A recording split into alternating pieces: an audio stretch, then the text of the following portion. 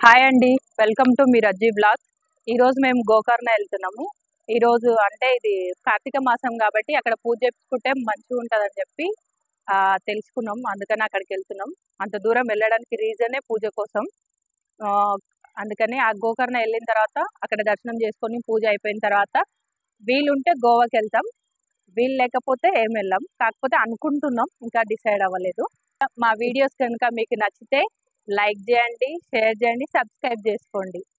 గోకర్ణ మధ్యలో ఘాట్ సెక్షన్ లో ఉన్నాం. మొత్తం నా అడవిలా గంగావతి నది దగ్గర ఆగినాము. వ్యూ పాయింట్ బాగుందని. మొత్తం 60 కిలోమీటర్స్ వచ్చినాము ఇప్పటికే. ఇంకా ఒక 20 కిలోమీటర్స్ 24 కిలోమీటర్స్ ఉంది గోకర్ణ రీచ్ అవుతాము.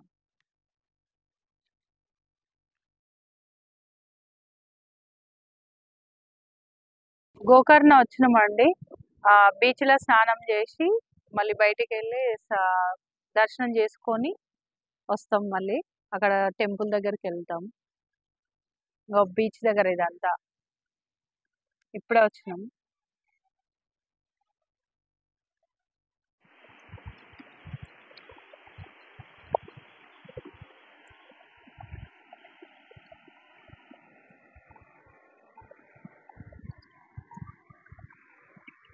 దర్శనానికి వెళ్తున్నాము. ఫుల్ రష్ ఉంది. 1.5 hour 2 hours అవుతుందంట. లోపలికి వచ్చేసినాం. ఫుల్ రష్ ఉంది.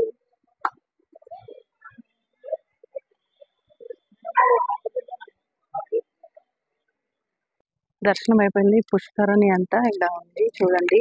పితృదేవతలకి పూజలు చేపిస్తారంట ఇక్కడ.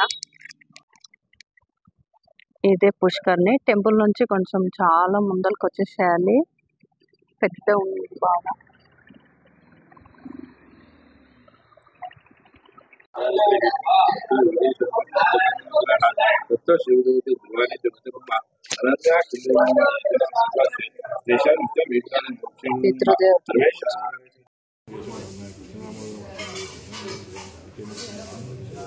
హరే రామ్ రామ్ రామ్ హరే హరే హరే కృష్ణ అన్నీ అయిపోయినాయి.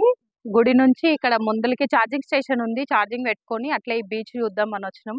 ఇక్కడ బీచ్ దగ్గరకు వచ్చేసినాం. మళ్ళీ ఇక్కడ బీచ్ చూసుకొని కొద్దిసేపు ఇక్కడ ఎంజాయ్ చేసి ఇటు నుంచి మళ్ళీ గోవాకి వెళ్తాం.